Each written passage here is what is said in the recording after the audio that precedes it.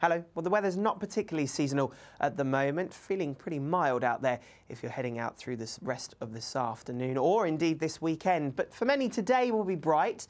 There'll be a lot more sunshine around than what we saw yesterday, but for some of us, we have got some fairly strong winds. And we do have a weather warning in force for parts of the Pennines down through to the Peak District. We could see gusts of 65 miles an hour through the rest of this afternoon. But for many central and northern areas, a lot more sunshine in the sky than what we had over the last few days. We've still got this cloud hanging on to the southwest though, and that will be thick enough at times to give some drizzliness over the hills.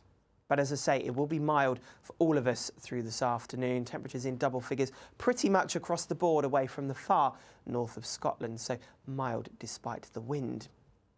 Now, if you're heading out through this evening, those winds will ease down and we'll see some clear skies for a time, so turning chilly across eastern parts of the UK. But that won't last for long because the cloud will thicken from the west. We'll see some outbreaks of rain heading their way in, particularly across the north and the west, where it could turn quite drizzly, quite murky at times too. And if anything, those temperatures will start to rise as the night goes on. So by the time we get to 5 o'clock on Sunday morning, it's a pretty mild picture out there.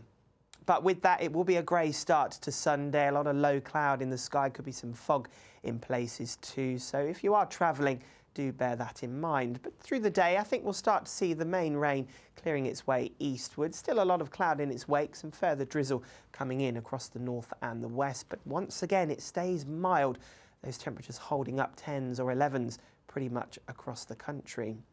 Now, we've got high pressure in charge to the south of us as we head into New Year's Eve. That'll remain in force, but that low to the north of us does bring tighter isobars across northeast Scotland with this cold front just edging its way southwards. So things will turn a little bit more unsettled as we head into New Year's Eve. But that'll mainly be across the north because for most of us, it'll be a pretty dry picture out there. We continue to see some patchy fog across more central and southern areas where we're closer to that area of high pressure. But as I say, the isobars closer together in the north and northeast means a windy picture to come as we head across northern Scotland into New Year's Eve. But I'll be back later with a bit more of an update and I'll see you soon. Bye-bye.